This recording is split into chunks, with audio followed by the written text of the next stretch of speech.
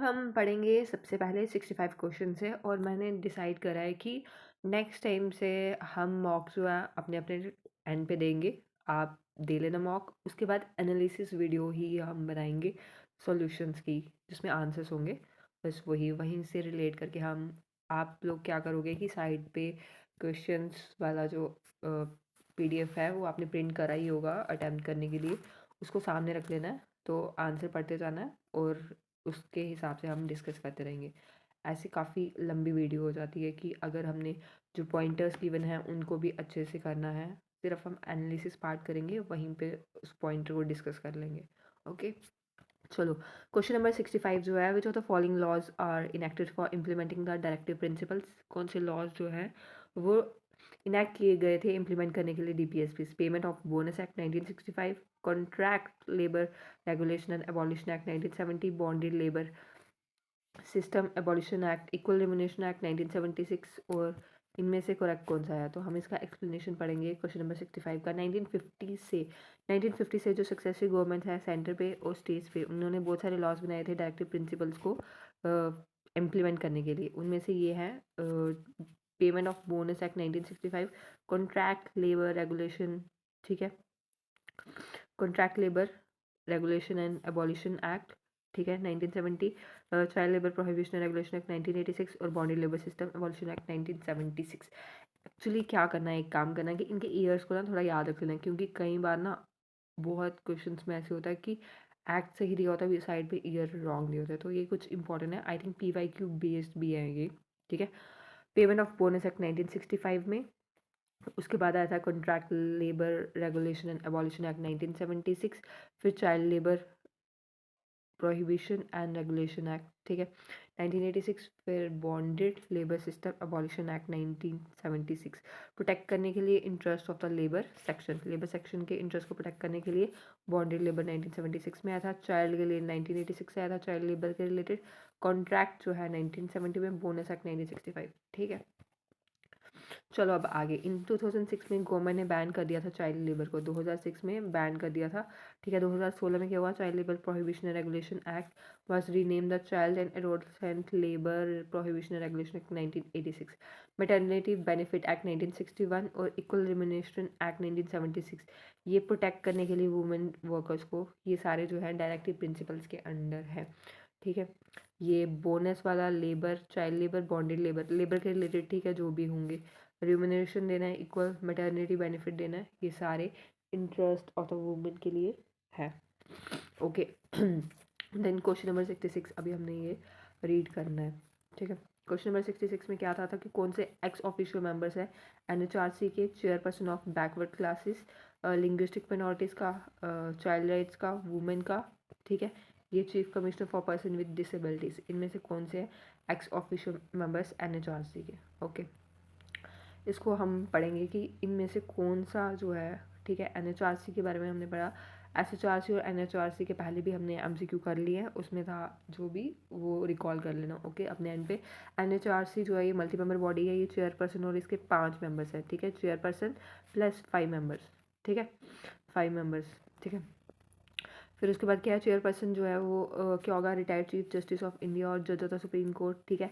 Member जो होने चाहिए रिटायर्ड जज होने चाहिए, सर्विंग या रिटायर्ड जज होने चाहिए सुप्रीम कोर्ट के, serving retired chief justice of a high court, और 3 पर्सन जो हैं एटलीस्ट उनमें से एक वुमेन होनी चाहिए, एक वुमेन होनी चाहिए, एक तो वुमेन होनी चाहिए इन 3 में, ठीक है।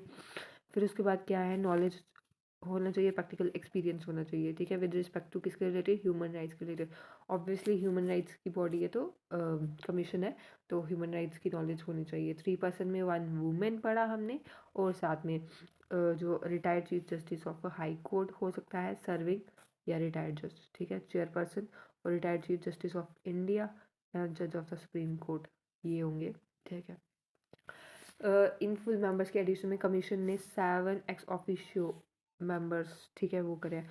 उनमें से कौन सा आ गई, नेशनल कमीशन जितनी भी है, SC ST minority women backward classes, जितनी भी डिप्रेस क्लासेस में ये चीज़ें आती है, ये सारी, और चाइल्ड राइट का प्रोटेक्शन, ठीक है, और chief commissioner of person with disabilities PWD, ये टोटल 7 बॉडीज हैं, ओके, 7 बॉडीज, ठीक है। ये आ गया अनचार्जी। चेयरपर्सन और 5 मेंबर्स थे। रिकॉल करो इसको, अभी यहीं से पढ़ के जाओ। Chairperson plus 5 members. जो चेयरपर्सन है वो चेयरपर्सन कौन होना चाहिए, बोलो। चेयरपर्सन कौन होना चाहिए? चेयरपर्सन जो है ये retired chief justice of India या फिर जज ऑफ द सुप्रीम कोर्ट।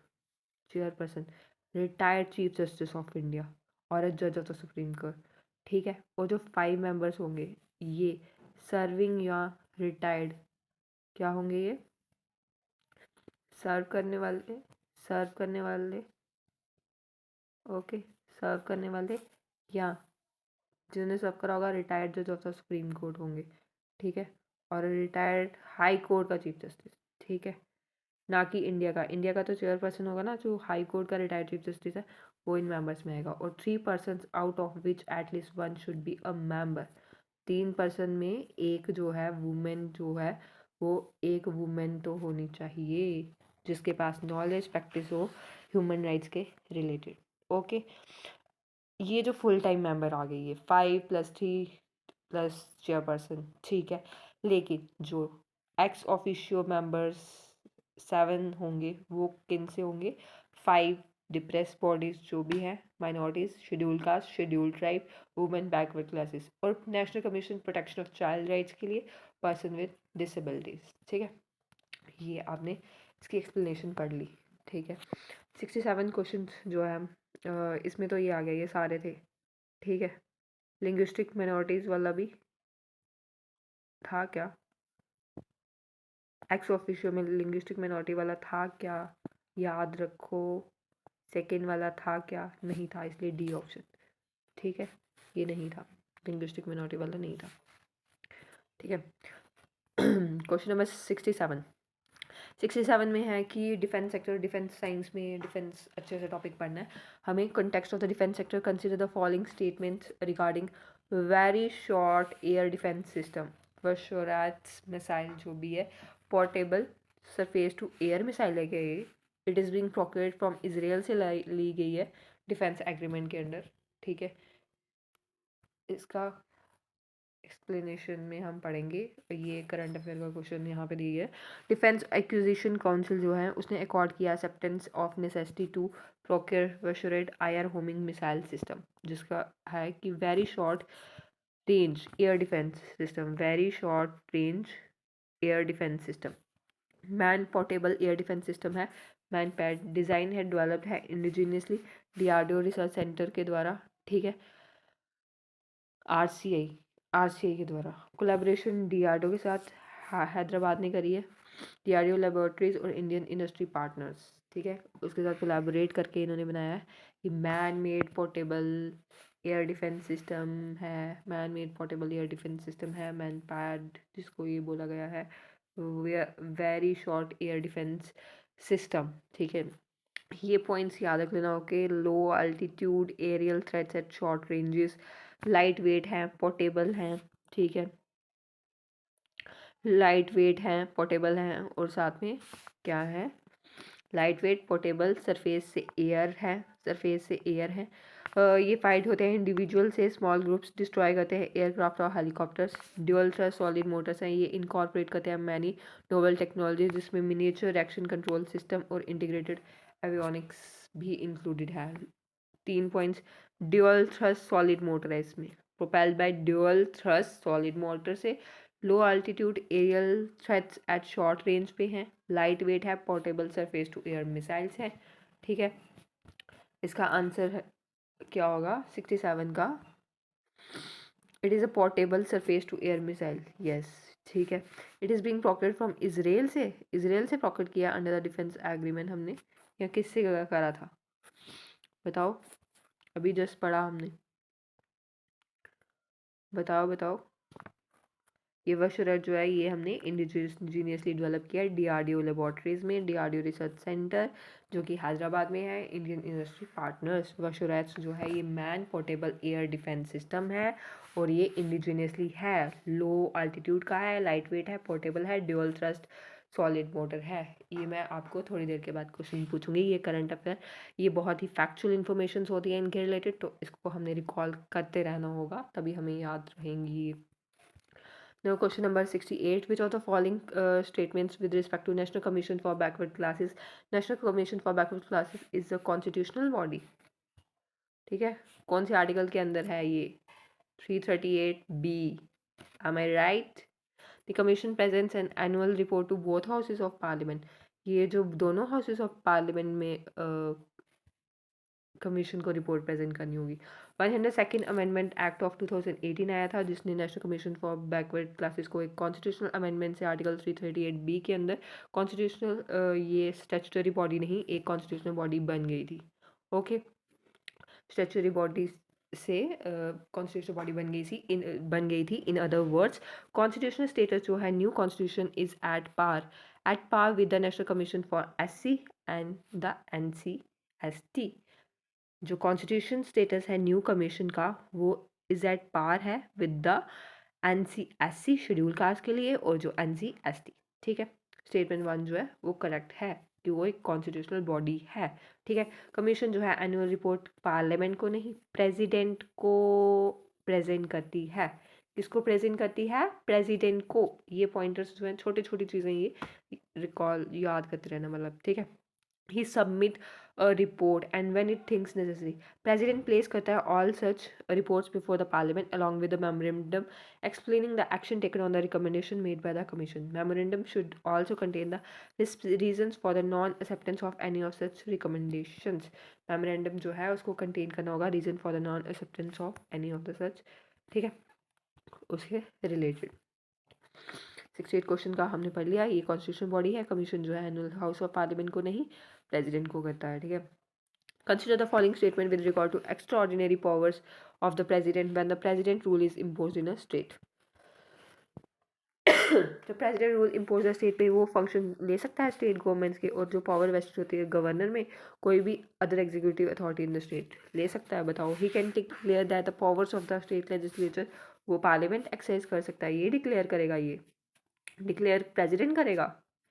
बताओ, he can assume to himself the powers vested in the, जो कंसर्न स्टेट हाई कोर्ट में पावर दे दी हुई है, वो उनको भी सस्पेंड कर देगा provision of the constitution relating to जो भी स्टेट हाई कोर्ट में पावर दे। ऐसा होगा क्या? No, 1 and 2 are correct. ठीक है, इसका आंसर 1 and 2 होगा। एक्सप्लेनेशन इसकी बाद में पढ़ते हैं 69 वाले की। ठीक है, 70, ठीक है, मैं जो करंट अफेयर वाला है उसको, जैसे ये सॉवरेन ग्रीन बॉन्ड्स के बारे में बहुत चीज़ें हैं, तो इसको मैं एक्चुअल वहाँ से पढ़ाऊंगी। अभी क्वेश्चन पढ़ लेते हैं। Sovereign green bonds consider the following statement, bond जो है इशू करा जाएगा maturities of 5 year and 10 year। बताओ, they are eligible for trading in the secondary market, ये सेकेंडरी मार्केट में एलिजिबल है। As of now NRIs are not allowed to invest in them, NRIs को नहीं अलाउ करा गया है कि सॉवरेन ग्रीन बॉन्ड्स। ठीक है, क्वेश्चन नंबर 70 का एक्सप्लेनेशन हम पढ़ते हैं। ठीक है, 70 जो है सॉवरेन ग्रीन बॉन्ड्स। ठीक है, सॉवरेन ग्रीन बॉन्ड्स जो है ये issued by a sovereign entity issue करता है। हेल्प इन, ये carbon intensity of the economy में रिडक्शन में हेल्प करता है। ठीक है, जो 22-23 का यूनियन बजट था उसने बोला कि एंड फ्रेमवर्क ऑफ, ये मिनिस्ट्री ऑफ फाइनेंस के द्वारा इशू करा जाता है। 5 साल 10 साल में ऑफ 4000 करोड़ के ईच जो है करंट फाइनेंशियल ईयर में इशू करे जाएंगे sovereign green bonds. 22-23 union budget में भी इसके बारे में बोला गया है। कार्बन इंटेंसिटी को ये रिड्यूस करता है। कोई भी सॉवरेन एंटिटी इसको इशू कर सकती है। इंटर गवर्नमेंट ग्रुप और अलायंसेस कॉर्पोरेशन, जिनका एम क्या होगा, ये होगा कि proceeds of bonds are utilise for environmentally sustainable project. जो इन्वायरमेंटली सस्टेनेबल प्रोजेक्ट्स होंगे उनके लिए यूज़ होगा, ताकि कार्बन इंटेंसिटी को रिड्यूस करा जाए। यूनियन बजट में भी इसका बोला गया है। 5 साल 10 साल के लिए इशू करेंगे 4000 करोड़ का ईच करंट फाइनेंशियल ईयर में। ऑनली डिफरेंस जो है ग्रीन बॉन्ड और जो ऑर्डिनरी गवर्नमेंट बॉन्ड्स इशू करती है उसमें ये है कि जो फंड्स रेज होते हैं फ्रॉम इन्वेस्टर्स और only use to support initiative जिनका गुड इन्फ्लुएंस है इन्वायरमेंट के ऊपर, जैसे कि ग्रीन कंस्ट्रक्शन, रिन्यूएबल एनर्जी। ठीक है, कौन से प्रोजेक्ट्स जो कि ग्रीन कंस्ट्रक्शन करते हैं और रिन्यूएबल एनर्जी करते हैं। प्राइमरली ये एम जो है कंट्रीब्यूट टू द प्लैनेट के लिए और उसकी सस्टेनेबिलिटी के लिए। गवर्नमेंट जो है उसने ट्राई किया है make an attractive for institutional investors के लिए swap giving swaps like issuing them through a uniform price auction होना चाहिए। एलिजिबल है रेपो के लिए, एसएलआर पर्पज से भी, और एलिजिबल करना है ट्रेडिंग कहाँ पे, सेकेंडरी मार्केट में। सेकेंडरी मार्केट में ये होते हैं एलिजिबल ट्रेडिंग के लिए, making them eligible for trading in the secondary market. NRIs को अलो कर दिया हुआ है इन्वेस्ट इन दैम। ये रिस्क जो है क्योंकि रिस्क जो है वो रिड्यूस हो गया है in this bond as per the framework announce earlier. जो फ्रेमवर्क अनाउंस करा गया उसकी वजह से रिस्क कम हो गया, तो एनआरआईज को अलो कर दिया गया है। पेमेंट ऑफ प्रिंसिपल और interest on this bond are not conditional on the performance of eligible products. Eligible projects कैसे परफॉर्म करते हैं उस पर जो है इनका ये जो बॉन्ड का प्रिंसिपल और इंटरेस्ट डिपेंड करता है क्या? No, not. ठीक है। तो this bonds do not bear any project related risk जो है इसमें नहीं है। प्रोजेक्ट रिलेटेड रिस्क कोई भी नहीं है सॉवरेन ग्रीन बॉन्ड्स में, बता देना क्वेश्चन करते टाइम खुद के दिमाग को। Eligible projects under sovereign green bonds framework include करता है renewable energy, energy efficiency, clean transportation, climate energy adaptation, sustainable water, waste management, pollution prevention, control, green building and biodiversity conservation. ये जो है प्रोजेक्ट्स जो है ये इसको अच्छे से ये, क्योंकि ये एमसीक्यू में 2-3 ऑप्शन दे देंगे 1 2 3 ऐसे, all of the above types question. ठीक है। एलिजिबल प्रोजेक्ट्स में क्या आता है? रिन्यूएबल एनर्जी वाले, energy efficiency, clean transportation, climate change adaptation, sustainable water, waste management, pollution prevention, control, green buildings and biodiversity conservation. Okay. फिर उसके बाद हमने ये ऊपर वाला क्वेश्चन देखा था, इसमें इमरजेंसी जब आर्टिकल 356 के अंदर लगती है, प्रेसिडेंट रूल, स्टेट इमरजेंसी या कॉन्स्टिट्यूशनल इमरजेंसी बोलते हैं। इमरजेंसी सिचुएशन में एक्स्ट्रॉर्डनरी पावर्स होती हैं किसके पास? प्रेसिडेंट के पास। ठीक है। प्रेसिडेंट रूल इम्पोज होता है स्टेट में, वो फंक्शंस ले सकता है, टेकअप कर सकता है फंक्शन स्टेट गवर्नमेंट के, जो कि पावर गवर्नर में या किसी भी एग्जीक्यूटिव अथॉरिटी स्टेट में होती है उसमें प्रेजेंट होती है। 1 करेक्ट थी, इसलिए वो डिक्लेयर कर सकता है। Powers of the state legislature वो एक्सरसाइज होंगी पार्लियामेंट के द्वारा। ठीक है, उनको भी एक्सरसाइज कर सकता है, सारी नेसेसरी स्टेप्स लेगा जो भी suspension of the constitutional provisions के रिलेटेड है टू एनी बॉडी और अथॉरिटी इन द स्टेट।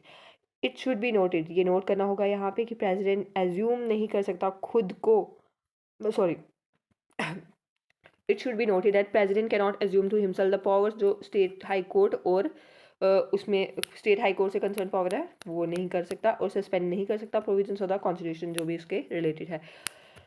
और जो constitutional position status power function जो स्टेट हाई कोर्ट का है वो सेम रहता है प्रेसिडेंट रूल के अकॉर्डिंग, इसलिए स्टेटमेंट 3 करेक्ट थी, 1 और 2 करेक्ट थी, यही हमने पढ़ा था। Okay.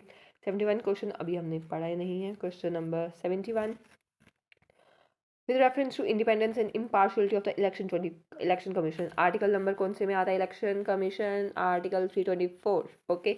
Constitution has not prescribe, constitution ने प्रिस्क्राइब नहीं करी गई है qualification of the members of the election commission.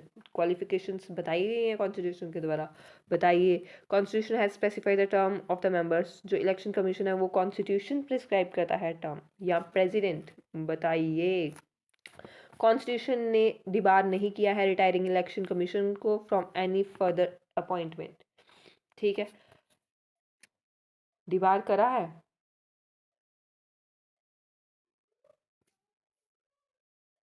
बताइए। ठीक है।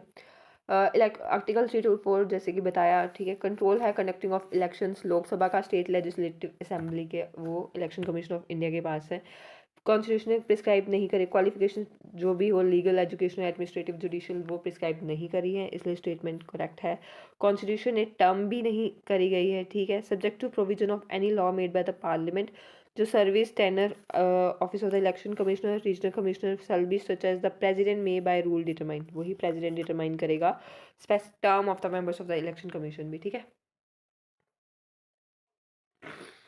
और कॉन्स्टिट्यूशन जो है not determine the tenure of election commission, ना ही कॉन्स्टिट्यूशन ने टेनर के लिए बताया गया है ना ही क्वालिफिकेशन के लिए बताया है। कॉन्स्टिट्यूशन ने कोई नॉट डिबार्ड द, कॉन्स्टिट्यूशन ने डिबार नहीं करा है रिटायरिंग इलेक्शन कमीशन को from any further appointment of the government, उसको नहीं रोका गया है वो फर्दर अपॉइंटमेंट, मतलब प्री अपॉइंटमेंट इनकी पॉसिबल है, यस पॉसिबल है। ठीक है। इलेक्शन कमीशन की रिअपॉइंटमेंट होगी, sorry I am not fine. ठीक है। Constitution has not debarred. ठीक है। ये भी ठीक है, इसने नहीं स्पेसिफाई करा है टर्म को। और constitution has not prescribe the qualification of the members of the election commission. Very good, ये भी नहीं किया है, ये भी नहीं करा है, ठीक है। नॉट डिबार, ठीक है। इसका आंसर 1 and 3 था, मतलब डी। क्वेश्चन नंबर 71 का आंसर इज डी। अब हम पढ़ेंगे लोकयुक्ता के बारे में। लोकयुक्ता, ठीक है, लोकयुक्ता के बारे में अगली बार से मैं सिर्फ एक्सप्लेनेशन एनालिसिस पार्ट करूँगी, एमसीक्यूज आप सामने पीडीएफ्स रखेंगे, ओके। क्योंकि इससे वीडियो बहुत लंबी हो रही है और रिवीजन करने में भी बाद में प्रॉब्लम होगी वीडियो से। Consider the following statements with respect to office of the Lokayukta. मैं एक ही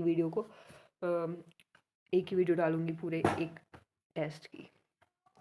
institution of Lokayukta was establish for the first time in Maharashtra in 1971। Yes, ठीक है। इंस्टीट्यूशन ऑफ लोकयुक्ता जो है एस्टैब्लिश हुआ है first time Maharashtra in 1971। Lokayukta of a state, इसको याद रखना, ठीक है। Lokayukta of a state, Lokayukta of a state जो है वो always appointed by the chief justice of the high court of the concern state से अपॉइंट होता है जो लोकयुक्ता है। रिकमेंडेशन ये सिर्फ ओनली एडवाइजरी और not binding on state government होती है। यस, सेकंड पॉइंट को हम अच्छे से देखेंगे। फर्स्ट और सेकंड जो है, फर्स्ट हमने बता दिया सही है, थर्ड सही है। अब हम देखेंगे सेकंड पॉइंट के लिए। Lokayukta state is always appointed by the chief justice of the high court. Second up point जो है उसमें ये है कि वो किससे अपॉइंट होता है। In case of the state legislative councils, chair legislative council and the leader of the opposition or legislative council are also consider, sorry, ये गवर्नर से होता है, ठीक है, ये याद रख लेना। लोकयुक्ता एंड ऊपर Lokayukta are appointed by the governor of a state, ठीक है। लोकयुक्ता जो है ये इंडियन पार्लियामेंट्री ऑम्बड्समैन जो है, ये Lokayukta act in the respective states में हुआ था। सबसे पहले महाराष्ट्र में 1971 में हुआ था, उड़ीसा में भी पास किया था, फोर्स में 1983 में आया था। ये लोकयुक्ता एंड उप लोकयुक्ता जो हैं ये अपॉइंटेड होंगे by governor of the state, ठीक है, याद रखना। और मोस्ट ऑफ द स्टेट्स में कंसल्ट करा जाता है गवर्नर जब अपॉइंट करता है। Chief justice of the state high court, leader opposition of the state legislative assembly और काउंसिल, लेजिस्लेटिव काउंसिल का भी, और लेजिस्लेटिव असेंबली के स्पीकर और लेजिस्लेटिव काउंसिल के चेयरमैन को भी किया जाता है। Chief justice of state high court याद रख लेना, ठीक है। और इन द केस वही लेजिस्लेटिव काउंसिल जो होगी, ये ऑप्शनल है लेजिस्लेटिव काउंसिल का, ठीक है। स्पीकर भी ऑप्शनल है, तो उसके लीडर ऑफ अपोजिशन को भी और चेयरमैन को भी, और ये ओनली एडवाइजरी है, बाइंडिंग नहीं है। एक चीज़ मोस्ट इम्पॉर्टेंटली याद रखना कि जो लोकयुक्तास हैं उनको जो है डिसमिस या ट्रांसफ़र नहीं किया जा सकता गवर्नमेंट के द्वारा। ये सिर्फ रिमूव किया जा सकता है एक impeachment motion bye the state assembly के द्वारा। इम्पीचमेंट मोशन जो है वो चाहिए होगा, impeachment motion, okay. Only advisory and binding on the state. Question number 73. District disaster management authority जो है, डिस्ट्रिक्ट मैजिस्ट्रेट उसका एक्स ऑफिशियो चेयरपर्सन है। बताइए, डिस्ट्रिक्ट मैजिस्ट्रेट उसका एक्स ऑफिशियो चेयरपर्सन होगा। CEO of the DDMA is appointed by the state government appoint करेगी, ये तो ओके है। One statement is correct.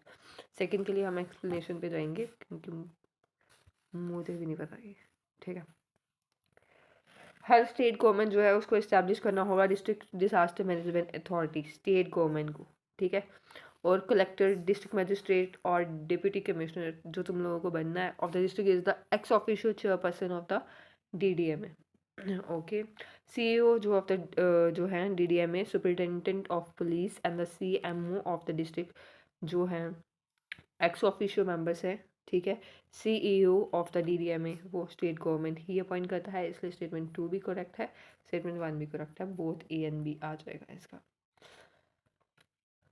जो नेक्स्ट क्वेश्चन है विच अमंग द फॉलोइंग जो है कॉन्स्टिट्यूशन अमेंडमेंट्स जो है आउटसाइड द स्कोप है आर्टिकल 368 से, मतलब सिंपल मेजोरिटी से जो होता है। Abolition of legislative council in the state, yes. Election of the president, elections to parliament and state legislature, one तो करेक्ट है। अब सेकंड और थर्ड के लिए हम जाएंगे एक्सप्लेनेशन पे। इसमें आपको ये पॉइंटर्स जैसे सेकंड शेड्यूल आता है, इसमें फिफ्थ सिक्स शेड्यूल आते हैं, ये मैंने रिकॉल जो कहते हैं मैं सेकंड फिफ्थ और सिक्स शेड्यूल ये आती हैं जो 368 के आउट स्कोप के बाहर है, ठीक है। Second schedule, fifth schedule, six schedule ये याद रख लेना। सिटीजनशिप के लिए, ठीक है, यूटी के लिए union territory citizenship, okay. Official language ये तीन तीन ही हो गए, तीन ये हो गए, छः। अब डिलिमिटेशन ऑफ कॉन्स्टिट्यूएंसीज, ठीक है, 3 4 5 6 7 7 हमने ये लर्न कर लिए, ओके। अब मैं बताती हूँ पार्लियामेंट के रिलेटेड क्या क्या है। Privileges of the parliament and its members and its committees, English language in parliament, elections to parliament and state legislature जो ये पूछा भी हुआ था, इलेक्शंस टू पार्लियामेंट और स्टेट लेजिस्लेचर किस में है, ये सिंपल मेजोरिटी से होगा। ये हमने चार ये हमने लर्न कर लिए, ठीक है। रूल्स ऑफ प्रोसीजर पार्लियामेंट में, सैलरी और अलाउंस पार्लियामेंट में, क्योरम पार्लियामेंट में। पार्लियामेंट से रिलेटेड है quorum, salaries, quorum, salaries, rules of procedure, privileges of the parliament, उसके मेंबर्स एंड कमेटीज। उसमें कौन सी लैंग्वेज यूज़ होगी, इंग्लिश लैंग्वेज के दो है, एक इंग्लिश लैंग्वेज एक ऑफिशियल लैंग्वेज वाला, ठीक है। ये हो गया पार्लियामेंट का। और इलेक्शंस होंगी parliament, election, salaries, rules, privileges, quorum, ये सारे पार्लियामेंट के लिए आ गए। सेकंड फिफ्थ सिक्स शेड्यूल तीन हो गए। मोस्ट इम्पॉर्टेंटली अब जो याद रखना है ना, उसमें ये एक है लेजिस्लेटिव काउंसिल के रिलेटेड, एबॉलिशन ऑफ क्रिएशन, ठीक है ये। और न्यू स्टेट्स का एडमिशन इस्टेब्लिशमेंट याद करो, अभी इसी टाइम पे मेरे साथ याद करो। एडमिशन और इस्टेब्लिशमेंट ऑफ न्यू स्टेट्स हमें नेक्स्ट टाइम नहीं पढ़ना है, अभी ही पढ़ना है। ये लास्ट टेस्ट सीरीज सॉल्व करनी है, अगली बार अटेम्प्ट नहीं देना वापस, ओके। इस तरह से पढ़ो। Formation of new states, alteration of areas, boundaries, names of existing states. Formation of new states, alteration of areas, boundaries और names of existing states. Okay. ये हमारे मैक्सिमम हो गए हैं याद। अभी मैं आपसे सुनूंगी और ये हम एक्टिव रिकॉल करेंगे क्या क्या था। सेकंड शेड्यूल उसको देखे बिना, second schedule, fifth schedule, six schedule, ठीक है, जो मैंने लर्न कराया यूनियन टेरिटरीज के लिए, ऑफिशियल लैंग्वेज के लिए, लेकिन इसमें एक पार्लियामेंट में इंग्लिश लैंग्वेज वाला था, याद इस इधर से ही रखना। सिटीजनशिप, ये चैप्टर्स भी है ना, यूटी एंड सिटीजनशिप। अभी देखो यूटी डिलिमिटेशन हुआ जेएनके में, ठीक है, ये चार हमें याद हो गए, ठीक है, ये किया, ठीक है। अब स्टेट्स के रिलेटेड क्या था, लेजिस्लेटिव काउंसिल के लिए था एक जो, ठीक है, लेजिस्लेटिव काउंसिल के में एबॉलिशन ये था। Admission, establishment of states, new states, और ये फॉर्मेशन ऑफ न्यू स्टेट जो था, ठीक है, area boundary names of existing states, ये सेकंड पॉइंट, ये स्टेट वाले ये दो फर्स्ट में याद रख लेना, ठीक है। ये हो गए, शेड्यूल्स भी हो गए, ठीक है। अभी सिर्फ पार्लियामेंट की चीज़ें रह गई हैं, उनको हम करेंगे। पार्लियामेंट वाली क्या था, quorum, salaries allowance, rules of procedure, ठीक है, privileges of the parliament, elections to parliament and state legislature, ठीक है, इलेक्शंस टू पार्लियामेंट और स्टेट लेजिस्लेचर। और कुछ रहा है पार्लियामेंट में, नहीं रहा है कुछ भी, सब हो गया। Quorum, salaries, rules of procedure, privileges, use of, अभी लर्न करो, टाइम लग रहा है बेशक बट अभी ही लर्न करो। Use of English language in parliament हो गया। Elections to parliament and state legislature मैंने यहाँ से भी चेक कर लिया, ओके। जो रह गया, अभी रह गया हमारा जजेस एंड सुप्रीम कोर्ट के रिलेटेड। सुप्रीम कोर्ट के रिलेटेड है conferment of more jurisdiction on Supreme Court, number of puisne जजेस इन द सुप्रीम कोर्ट, ठीक है। ये दो ही है सुप्रीम कोर्ट के रिलेटेड, या कोई और भी है, नहीं है। बाकी सेकंड शेड्यूल में हमें पता है कि क्या क्या है। सेकंड और थर्ड शेड्यूल में जजेस of supreme court, high court और सीएजी सेकंड शेड्यूल में भी है, थर्ड में भी है। शेड्यूल्स पता है ना, सेकंड शेड्यूल किसके लिए है, इमोलिवेंस अलाउंस के लिए। थर्ड शेड्यूल किसके लिए है, अफर्मेशंस, सॉरी यार, ये मैंने बता दिया कि इलेक्शन ऑफ प्रेसिडेंट और उसके मैनर जो है ये आर्टिकल 368 के अंदर आता है। इसमें स्पेशल मेजोरिटी से पार्लियामेंट से अमेंड कराना है और सिंपल मेजोरिटी से consent of half of the states लेनी है, से कंसेंट लेनी है हाफ ऑफ स्टेट से। 75 क्वेश्चन जो कॉन्स्टिट्यूंट असेंबली का था, इसमें क्या था, ये यहीं से हमने प्रोविंस से जो है उनको seats proportion to their respective population मिलनी थी। हाँ, 1 seat for 1 million population. First statement correct. Representatives of the princely states were to be nominated by the head of the princely states. Yes. Election to Constituent Assembly were conducted after independence. No, गलत. Before हुई थी, जुलाई 1946 में हुई थी. Okay, जुलाई अगस्त के बीच में हुई थी. ओके, जुलाई टू अगस्त 1946 के बीच में हुई थी, इसलिए first and second statement correct है. आंसर क्या होगा इसका? 1 and 2. ठीक है, 75 का आंसर है 1 and 2. Which of the following languages are mentioned in the 8th schedule of the constitution? English तो है ही नहीं है, 2 कैंसिल. ठीक है, बोडो भी है, नेपाली भी है, उर्दू भी है, संथली. 1 3 4 5 इसका आंसर होगा. ठीक है, ये बी पार्ट. अब ये देखो, हमें ये पता होना चाहिए कि कौन कौन सी अमेंडमेंट थी. 21, 71, 92. ठीक है, इससे क्या आई थी? 21 से सिंधी आई थी. 21st अमेंडमेंट से. 71 से क्या आई थी? कोंकणी, मणिपुर, नेपाली.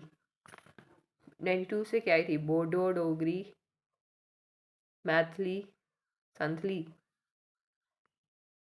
कोंकण, मणिपुर है ये, और ये मैथिली कुछ. ठीक है, ये आई थी. और इसको याद कैसे रखना है? 21 + 72 71 = 92. ओके, ये अमेंडमेंट्स अभी हम एक्सप्लेनेशन में पढ़ते हैं. इसका आंसर तो बी ही है. 76 का एक्सप्लेनेशन में पढ़ते हैं हम अभी. 77 देख लो. ये देखो, विच डायरेक्ट डेमोक्रेसी 2 टाइप्स की होती है ना, डायरेक्ट एंड इनडायरेक्ट डेमोक्रेसी के मेथड्स. ठीक है, ये डायरेक्ट में आ गया, ये रेफरेंडम, प्लेबिसाइड. ठीक है, ये सब रिकॉल. 3 ही ऑप्शन दिए. ठीक है, और क्या होता है बताओ बताओ? रेफरेंडम, प्लेबिसाइड, रिकॉल, और भी कुछ होता है कि करो याद. मुझे भी नहीं आ रहा याद. क्या होता है यार? करो करो याद.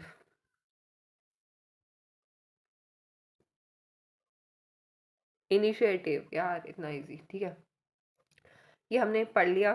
ये 22 लैंग्वेजेस हैं, 8 शेड्यूल में है. ठीक है, एट प्रेजेंट 2019 लिखा है. असामीज़, बंगाली, बोडो, डोगरी, गुजराती, हिंदी, कन्नड़ा, कश्मीरी, कोंकणी, मणिपुर, मैथिली, मलयालम मलयालम मलयालम, मणिपुरी, मराठी, नेपाली, उड़िया, पंजाबी, संस्कृत, संथली, सिंधी, तमिल, तेलुगु, उर्दू. कितनी अमेंडमेंट्स हुई है यहाँ पे? अमेंडमेंट्स कितनी हुई है? 3 हुई है. 21st, इसमें क्या ऐड हुआ है? 21st अमेंडमेंट 1967 में हुई थी. 1967 में हुई थी 21st. इससे सिंधी अमेंड हुई थी, ऐड हुई थी, सॉरी. कोंकणी, मणिपुर, नेपाली, मैंने बोला याद रखो, KMN, Konkani, Manipur, Nepali. 71 amendment of 1992. ठीक है, कोंकणी, मणिपुर, नेपाली हो गया. 71st 1992 में हुई थी. फिर उसके बाद बोडो, डोंगरी, मैथिली, संथली, ये ऐड हुई थी 92nd अमेंडमेंट ऑफ 2003. ठीक है, इंग्लिश जो है शेड्यूल में नहीं है. 2 ऑब्जेक्टिव्स हैं behind the specification of the above regional languages in the 8th schedule. Members जो हैं इन लैंग्वेजेस के, उनको रिप्रेजेंटेशन दिया जाएगा ऑफिशियल लैंग्वेज कमीशन में. ठीक है, and form, styles and expressions of the languages are to be used for the enrichment of the Hindi language. क्या ऑब्जेक्टिव है? ठीक है, इनका इस स्पेसिफिकेशन के लिए ऑफिशियल लैंग्वेज कमीशन में रिप्रेजेंटेशन मिलेगी. Form, style and representative of these languages जो हैं वो यूज़ होंगे for the enrichment of the Hindi language. Okay, हमारे पास डेमोक्रेसी के 4 डिवाइसेज है ना. डायरेक्ट डेमोक्रेसी की, referendum, initiative, recall and plebiscite. Indirect democracy, जो इनडायरेक्ट डेमोक्रेसी है, यहाँ पे representative elected by the people exercise करते हैं सुप्रीम पावर और carry on the government and make the laws. In this type of democracy इसे representative democracy बोलते हैं. रेफरेंडम एक प्रोसीजर है जहाँ पे प्रपोज्ड लेजिस्लेशन जो है इलेक्ट्रेट के लिए रेफर किया जाता है for settlement by their direct vote से सेटलमेंट करना है. ठीक है, और आगे है इनिशिएटिव मेथड है, जिससे पीपल जो है प्रपोज करते हैं bill to the legislature enactment के लिए. पीपल जो है इनिशिएट करते हैं, प्रपोज करते हैं bill to the legislature for enactment के लिए। रिकॉल एक मेथड है by means of which voter जो है रिमूव कर सकते हैं रिप्रेजेंटेटिव को या फिर ऑफिसर को जो before the expiry of his term, उसकी टर्म से पहले उसको रिप्रेजेंटेटिव को ऑफिसर को रिमूव कर सकते हैं जब वो अपनी ड्यूटीज़ को डिस्चार्ज करने में असफल हो जाए सही तरीके से। ठीक है, प्लेबिसाइट जो है इसमें लोगों को इन्वॉल्व करते हैं, ऑब्टेन करते हैं opinion of people on an issue of public importance, जो पब्लिक इंपॉर्टेंस का इशू करता है ऑब्टेन करते हैं उन ओपिनियन पीपल का कोई भी इशू होता है जो पब्लिक इंपॉर्टेंस का। Plebiscite generally use to solve the territorial disputes के लिए ये इसको यूज़ करते हैं। ये हमने ये हाँ referendum procedure where proposed legislation is referred to the electorate for settlement of their dispute, their votes. Recall, matter of obtaining the opinion of people on any issue of public importance. बताइए public importance का issue तो इधर था, people का opinion यहाँ पे था। Representative को रिमूव किस में करा जाता था? रिप्रेजेंटेटिव्स को रिमूव किस में करा जाता है? रिकॉल का इधर लिख दिया, प्लेबिसाइट का इधर लिख दिया। Only referendum is correct here. Okay, और उन्होंने पूछा है कि कौन से पेयर जो है करेक्ट है। Procedure whereby proposed legislation is referred to the electorate for settlement by their direct vote से सेटलमेंट करा के इलेक्ट्रोड को लेजिस्लेशन प्रपोज किया जाता है, रेफर किया जाता है इलेक्ट्रोड को for settlement by their direct vote से। तो इस क्वेश्चन का 77 क्वेश्चन का आंसर जो है ओनली 1 जो है इसका आंसर है। Okay, consider the following statement. Article 1 describes India as a federation of state और यूनियन ऑफ स्टेट। ठीक है, ये तो गलत हो गया ना, तीनों में 1 है भाई। कितना आंसर 2 इधर से आ गया, बाकी पढ़ने की जरूरत ही नहीं है।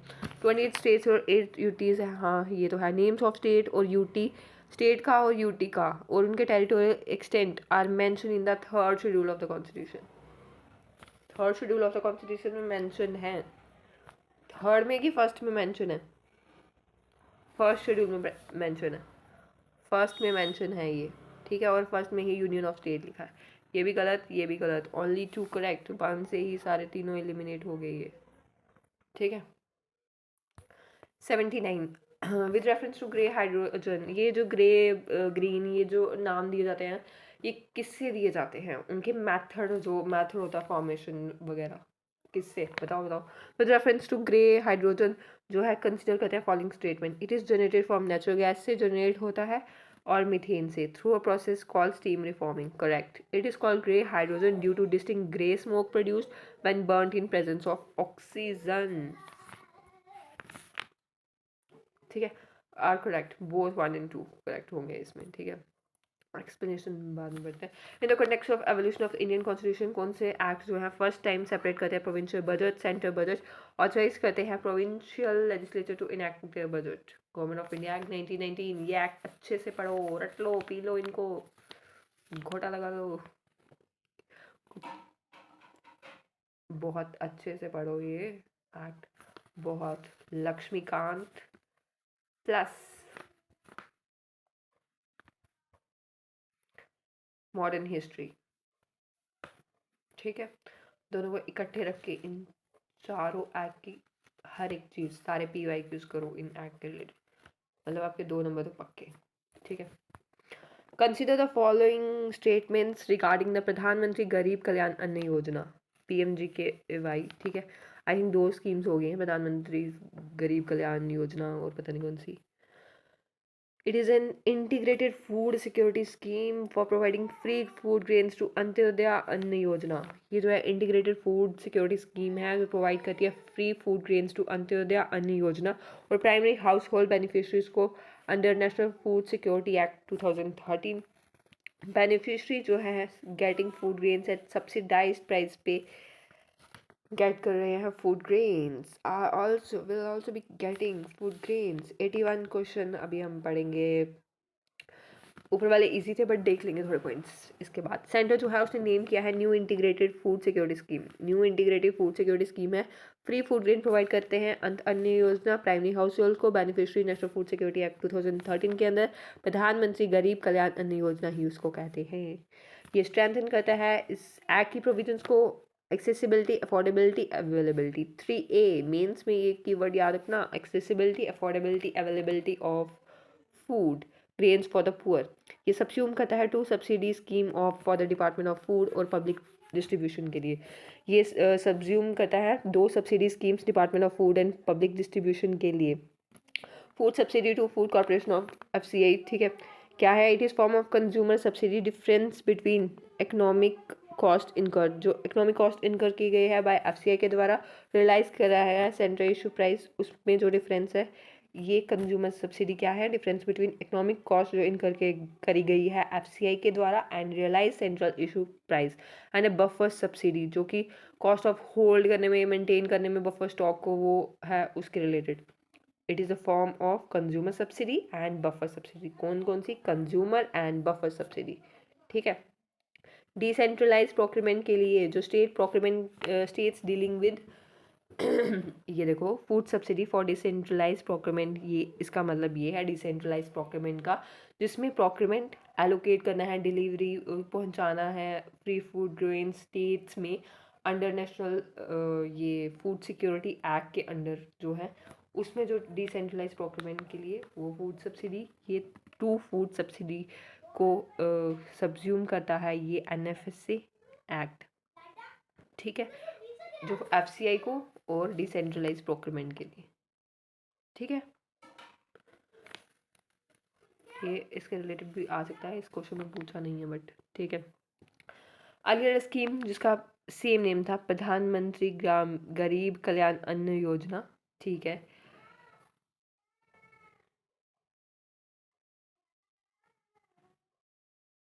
ठीक है, ये कोविड-19 पैंडेमिक में इम्प्लीमेंट हुई थी, सॉरी मैं कहीं और ध्यान था मेरा। डिफरेंस बिटवीन 2 स्कीम्स क्या है? अर्लियर क्या था पहले, इसमें बेनिफिशरीज को फूड ग्रेन इंटाइटलमेंट 35 kg पर Antyodaya Anna Yojana household and 5 kg per person to primary household मिलती थी। 35 kg उसमें और 5 kg पर पर्सन उसमें मिलती थी PHS में, प्राइमरी हाउस होल्ड वाले में, ठीक है। अंत्योदय अन्न योजना में 35, उसमें एट ए सब्सिडाइज रेट, ठीक है, ₹3 kg पर राइस, 2 kg पर वेट और ये 1 kg पर coarse grain. Now, government has done away with subsidized price and providing food grains free of cost for a year. ठीक है। Additional quantity of 5 kg of food grains will not be provided, और additional quantity जो है वो provide नहीं करी जाएगी और फ्री में प्रोवाइड देंगे, ठीक है। ऊपर वाले क्वेश्चंस में हमने कुछ चीज़ें देखनी थी शायद, है ना। हाँ, 1919 वाला एक्ट मैंने बोला अच्छे से पढ़ लो, बट इसमें ये याद रखना, मोंटेक केल्म्सफोर्ड रिकॉर्ड बोलते हैं इसको, रिफॉर्म बोलते हैं। मोंटेक SOS थे, केल्म्सफोर्ड वाइसरॉय थे। 1921 में आया था फोर्स में, इनैक्ट 1919 में हुआ था। सेंट्रल कंट्रोल था, प्रोविंसेस डिमार्केट करके, सेपरेट करके सेंट्रल और प्रोविंशियल सब्जेक्ट्स को, और सेंट्रल और प्रोविंशियल लेजिस्लेचर को ऑथराइज़ किया था लॉज बनाने के लिए रिस्पेक्टिव लिस्ट ऑफ सब्जेक्ट्स के रिलेटेड। जो प्रोविंशियल सब्जेक्ट्स के उनको ट्रांसफ़र रिजर्व में ट्रांसफ़र कर दिया था। ट्रांसफ़र सब्जेक्ट्स को कौन करता था? गवर्नर करता था मिनिस्टर्स की हेल्प से, जो कि लेजिस्लेटिव काउंसिल में रिस्पॉन्सिबल होते थे। Reserve subjects on the other hand administer करता था गवर्नर और उसकी एग्जीक्यूटिव काउंसिल, जो without being responsible to the legislative council. Dual scheme जो गवर्नर की थी, इसको डायरकी बोलते थे। It required that the 3 of the 6 members of the viceroy executive council वो इंडियन होने चाहिए थे। कम्युनल रिप्रेजेंटेशन को Sikh, Indian Christian, Anglo Indian, European, इन सब में एक्सटेंड कर दिया था। ग्रांट कर दी थी franchise to limited number of people on the basis of tax, property, education, property, education, 3 चीज़ों पे। और 4 कौन? Sikh, Indian Christian, European, Anglo Indian, Sikh, ठीक है।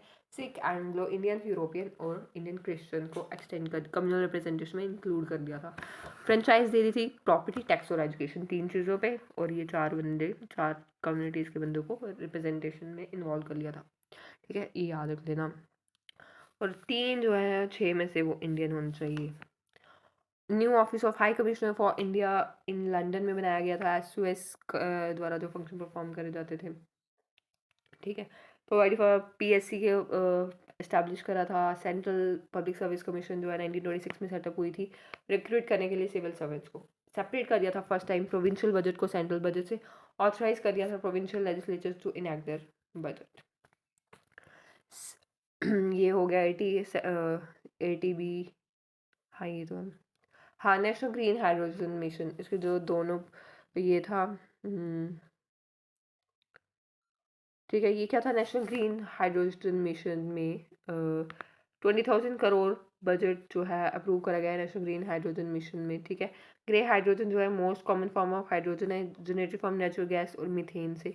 Process called steam reforming. Steam reforming से स्टेटमेंट 1 करेक्ट है, ये तो मैंने बोला था। In this process natural gas containing methane can be use to produce hydrogen thermal process से, जैसे कि steam methane reformation and partial oxidation. Steam reforming और थर्मल प्रोसेस यूज होते हैं, जैसे कि स्टीम मीथेन रिफॉर्मेशन और पार्शियल ऑक्सीडेशन। हाइड्रोजन प्रोड्यूस होती है रेंज ऑफ रिसोर्सेज से, जिसमें फॉसिल फ्यूल्स है, न्यूक्लियर एनर्जी है, बायोमास है, रिन्यूएबल एनर्जी सोर्सेज है। जिसमें इंक्लूडिंग है क्या, fossil fuels, nuclear energy, biomass, renewable energy sourcing. Depending on production methods, जैसे हाइड्रोजन ग्रे प्रोडक्शन मेथड पे डिपेंड करता है, ये भी बताया था मैंने। Grey, blue, green and sometimes pink, yellow, turquoise, they are essentially colour codes हैं जो एनर्जी इंडस्ट्री के बीच में यूज़ होती है डिफरेंस करने के लिए, उन डिफ्रेंशिएट करने के लिए उनकी टाइप्स ऑफ हाइड्रोजन। ठीक है, टाइप्स ऑफ प्रोडक्शन जो भी की यूज़ होते हैं, डिफरेंट कलर्स असाइन होते हैं हाइड्रोजन में। हाइड्रोजन इमिट करता है सिर्फ वाटर जब बर्न होता है। It derives the grey hydrogen name because of the process of production से, not on the basis of the by products of. हो मैंने पहले से ही बोला था एक्सप्लेनेशन में, process of production, but by products से नहीं होते हैं, बाय प्रोडक्ट से नहीं होते हैं, प्रोसेस ऑफ प्रोडक्शन से होता है। ठीक है, याद रखना, ये ऐसी मिस्टेक्स होती है, सिली मिस्टेक्स, पता हुआ होते हुए भी गलत कर दी statement. Green hydrogen is the only type produced in a climate neutral matter, जो क्लाइमेट न्यूट्रल मैनर में प्रोड्यूस होता है वो ग्रीन हाइड्रोजन ही है। देखो यार मेरा स्टेटमेंट गलत हो गई। ये वाइटल रोल प्ले करता है in global efforts to reduce emission to net zero by 2050। ठीक है, 79 वाला जो है वापस से चेक करूँगी मैं जाके। ये हो गया यूनियन ऑफ स्टेट्स जो है आर्टिकल 1 में union of states, federation of state नहीं है। ठीक है, बी आर अम्बेडकर ने बताया था ये कि यूनियन ऑफ स्टेट प्रेफर किया है। ठीक है, दो रीज़न से कि इंडियन फेडरेशन जो है कोई एग्रीमेंट अमंग द स्टेट का रिजल्ट नहीं है, जैसे कि अमेरिकन फेडरेशन है जो, एंड वो स्टेट्स को कोई राइट नहीं है सीड फ्रॉम द फेडरेशन। और आर्टिकल 1 में जो टेरिटरी में टेरिटरीज भी हैं, वाइडर कॉन्सेप्ट है टेरिटरी यूनियन से, पता है आपको। टेरिटरी में टेरिटरी ऑफ स्टेट्स भी है, यूटी भी है, टेरिटरी वो भी है जो एक्वायर कर सकती है गवर्नमेंट ऑफ इंडिया किसी भी टाइम पे। Names of states and union territories and their territorial extent are mention in the first schedule of the constitution. At present यहाँ पे 28 स्टेट्स है, 8 यूनियन टेरिटरीज है। ओके, 77 क्वेश्चन ये हमने अच्छे से पढ़ लिया था। हाँ, ये हमने रेफरेंडम का सही था। सिर्फ रेफरेंडम एक प्रोसीजर है जहाँ पे प्रपोज लेजिस्लेशन रेफर किया जाता है इलेक्टोरेट में for settlement by their direct votes. Direct votes use होते हैं यहाँ पे। ठीक है, हाँ ये हमारा 1919 भी हो गया है। 81 का हाँ ये हमने पढ़ दिया। 82 से अभी हमने क्वेश्चन करने हैं, अभी आज हम जल्द से जल्द इसको कंप्लीट कर देंगे क्वेश्चन। हाँ 81 हमारा हो गया है। और ये जो मैंने बोला था, हाँ ग्रे हाइड्रोजन जो due to distinct grey smoke produce होती है जब burnt in presence of oxygen, उससे इसको बोलते हैं। नो, प्रोडक्शन मेथड इसका जो है उससे बोलते हैं, प्रोडक्शन मेथड से बोलते हैं। ओके, तो ये जो है ये 2 गलत है और ओनली 1 स्टेटमेंट। ठीक है, 81 क्वेश्चन हमारा कंप्लीट हो गया। एंड देन अब हम जा रहे हैं 82 क्वेश्चन की तरफ। With reference to advocate general of the states consider the following statement. Term of office of the advocate general जो है वो टर्म जो है वो फिक्स करी गई है किसके द्वारा, कॉन्स्टिट्यूशन के द्वारा।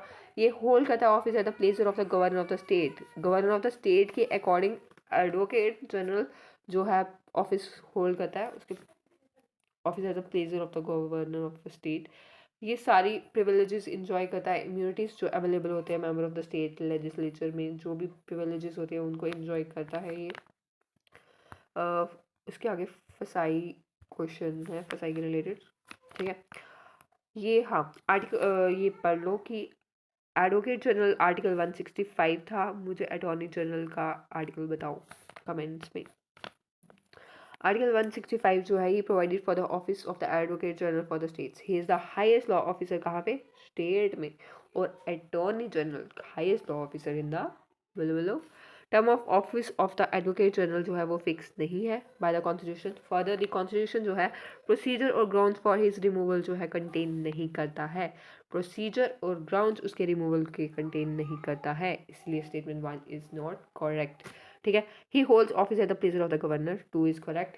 इसका मतलब ये है कि वो गवर्नर उसको कभी भी रिमूव कर सकता है, किसी भी वक्त मन करेगा चल जा घर पे, ठीक है।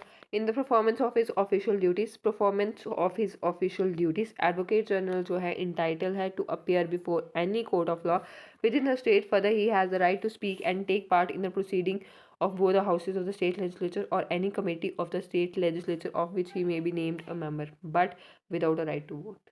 तो इसलिए ये सारी privileges immunities अवेलेबल है member of the state legislature में, ठीक है। 82 का आंसर है, क्या है 82 का आंसर, 82 का आंसर है term of office is fix constitution, no ये गलत है। Hold of the pleasure of president, yes enjoy करता है, हाँ 2 and 3, और इसका आंसर है बी बी बी बी, ठीक है B. Food Safety and Standards Authority of India was in the news. Food Safety and Standards Authority of India falls under the which of the following ministries? Ministry of Health and Family Welfare। इसको food समझ के food वाली नहीं कर देना, food वाली no, ये PYQ है, तो मतलब PYQ है तो मतलब टट्टा मार लो। Survey stated that the 15% of dietary supplements found to be unsafe for consumption, जो है क्या है, unsafe है for consumption। Food Safety Standard Authority of India is under Ministry of Health and Family Welfare। 15% dietary supplements were found to be unsafe हैं consumption के लिए, unsafe consumption के लिए, जो unsupervised हैं consumption of dietary supplements। Warning, poor quality products can affect cardiovascular health और kidney वगैरह उसको affect करेगा ये। 2006 में कंसोलिडेट किया था बहुत act, various acts and orders that earlier handle food related issues in various ministries. ये रेगुलेट करता है, मॉनिटर करता है manufacture, process, distribution of food while ensuring safe and wholesome food to consumers, ठीक है। इट रेगुलेट करता है, monitor करता है manufacture, processing, distribution of food while ensuring safe and wholesome food to consumers। Headquarters कहाँ पे हैं food safety standard authority of India के, दिल्ली में। 84th क्वेश्चन जो है वो ये है कि कौन से केस में सुप्रीम कोर्ट ने ये बोला था कि बेसिक स्ट्रक्चर जो है apply to constitutional amendment after April 24 1973, ये बोला था इस केस में। एक्सप्लेनेशन में हम पढ़ेंगे Vaman Rao case 1981। In the Vaman Rao case 1981, supreme court ने adhere to the doctrine of basic structure और क्लैरिफाई करा था उसने कि ये अप्लाई होगा constitutional, apply to constitutional amendment जो कि आफ्टर अप्रैल 24 1973 के बाद हुई है। इस केस में सुप्रीम कोर्ट ने रूल किया था कि जो first constitutional amendment act of 1951 जिसमें 31A B 25th अमेंडमेंट आई है, फर्स्ट कॉन्स्टिट्यूशनल अमेंडमेंट ऑफ 1951 जिसमें इंट्रोड्यूस किया था आर्टिकल 31A B और 25th amendment, 31A 31B 25th amendment, retain करो इसको, ठीक है। 25th अमेंडमेंट कौन सी डेट से, 24 अप्रैल 1973। आपको क्वेश्चन बात की केस अगर लिखा होता आपको ये नहीं याद आता ये इस डेट से, बट वो नहीं, वमन राव केस है। आर्टिकल 31C कॉन्स्टिट्यूशन होगा और ये कोई भी बेसिक और एसेंशियल फीचर और बेसिक स्ट्रक्चर कॉन्स्टिट्यूशन को डैमेज नहीं करता है। SR बोमाई केस 1994 में इसमें बोला था कि पावर ऑफ प्रेसिडेंट है डिसमिस करने की स्टेट गवर्नमेंट, वो एब्सोल्यूट नहीं है। इसमें बोला था प्रेसिडेंट जो है एक्सरसाइज करता है power only after his proclamation, ठीक है, अप्रूव हो जाए दोनों हाउसेज ऑफ पार्लियामेंट से। कोर्ट ने बोला था प्रेसिडेंट ओनली सस्पेंड कर सकता है legislative assembly by suspending the provision of the constitution relating to the, मतलब प्रोविजन कौन सस्पेंड करेगा तभी लेजिस्लेटिव असेंबली को सस्पेंड कर सकता है। कुलदीप नायर केस में ये amendment of the representation of people act RP 1951 act to 1950 अच्छे से पता होना चाहिए किसमें क्या है।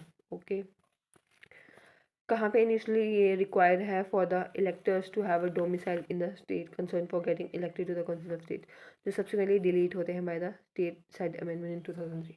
Indira Gandhi Nehru case 1975 doctrine of basic structure constitution जो है वो रीफॉर्म किया था, अप्लाई किया गया था by the supreme court in the Indira Nehru Gandhi case 1975। In this case supreme court ने इनवैलिडेट कर दिया है provision of the 39th amendment, जो 39th अमेंडमेंट एक्ट 1975 की प्रोविजन थी उसको इनवैलिडेट कर दिया है, विच केप्ट द इलेक्शन डिस्प्यूट, कोई भी इलेक्शन डिस्प्यूट होगा जिसमें प्राइम मिनिस्टर या फिर स्पीकर ऑफ द लोकसभा, ठीक है, उसको outside the jurisdiction of all courts रखा है। इनवैलिडेट कर दिया provision of the 39th amendment 1975 which kept the election disputes, जिसमें prime minister and speaker of Lok Sabha होंगे outside the jurisdiction of all courts। ठीक है, 85th question, 85th question number 85th question जो है इसमें कलेक्टिव रिस्पॉन्सिबिलिटी, जो कि पार्लियामेंट्री गवर्नमेंट का बहुत ही इंपॉर्टेंट फीचर है। कलेक्टिव रिस्पॉन्सिबिलिटी इंडिया, उसके रिलेटेड क्वेश्चन है। ठीक है, पार्लियामेंट्री गवर्नमेंट के फीचर्स अच्छे से पता होने चाहिए क्या है। It is a judicial innovation and not mention explicitly under the constitution provision. ये कोई जुडिशियल इनोवेशन है भाई, और ये कोई मेंशन नहीं करी गई है अंडर द कॉन्स्टिट्यूशन प्रोविजन। इसका मतलब ये है कि कौन सा minister collectively responsible to the parliament. Yes, answer explanation पढ़ते हैं इसकी।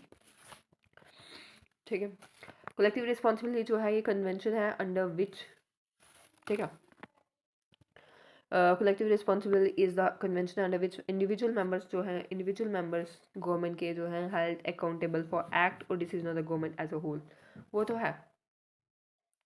Under the constitution of India article 75(3) deal करता है collective responsibility at the centre. Councillor minister जो है कलेक्टिव रिस्पॉन्सिबल होते हैं। हाउस ऑफ पीपल में यस ये लिखा, ओ आई थिंक मैंने रीड अच्छे से नहीं करा है, देखते हैं वापस। ठीक है, कौंसलर मिनिस्टर जो है रिस्पॉन्सिबल होंगे हाउस ऑफ पीपल को, while article 163 deals with state government.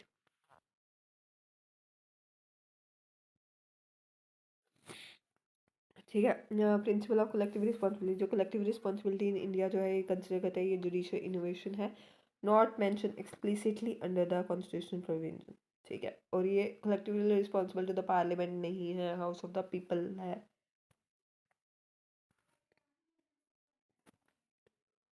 collectively responsible to the from the consular minister to the individual ministers। ठीक है, कन्वेंशन है, कॉन्स्टिट्यूशन ऑफ इंडिया के अंदर है ये। कॉन्स्टिट्यूशन में आर्टिकल 75, कॉन्स्टिट्यूशन में आर्टिकल 75 में मेंशन करा है, 164 में, 75 में फॉर सेंटर और स्टेट गवर्नमेंट के लिए 164(3) में, और collective responsibility from the consular minister to the individual minister, not vice versa. ठीक है, और ये हाउस ऑफ पीपल को होती है collective responsibility, not the parliament. ठीक है, इसलिए 85 का आंसर है डी। दोनों गलत है क्योंकि ये पार्लियामेंट को नहीं है और नॉट मेंशन ही मेंशन है। ठीक है, इसलिए ये गलत है। आज मेरी तबीयत ठीक नहीं है। और कौन सी कंट्री जो है फेडरल सिस्टम ऑफ गवर्नमेंट है, बताओ। फेडरलिज्म एक सिस्टम ऑफ गवर्नमेंट है जिसमें पावर डिवाइड होती है बिटवीन सेंट्रल अथॉरिटी और various constituent units of the country के बीच में। ठीक है, 2 लेवल ऑफ गवर्नमेंट होती है, different types of government same citizens को गवर्न करते हैं। ठीक है, और ये कुछ कंट्रीज है जहाँ पे फेडरल पॉलिटिकल सिस्टम है। कनाडा में है, यूएसए में है, ब्राज़ील में है, अर्जेंटीना में है, नाइजीरिया में है, साउथ अफ्रीका में है, यूएई में है, इंडिया में है, पाकिस्तान में है, ऑस्ट्रिया में है, जर्मनी में है, बेल्जियम में है, रशिया में है। थोड़ी मेजर वाली ना याद रख लो। Russia, India, Pakistan, South Africa, Brazil, Canada, USA. ठीक है।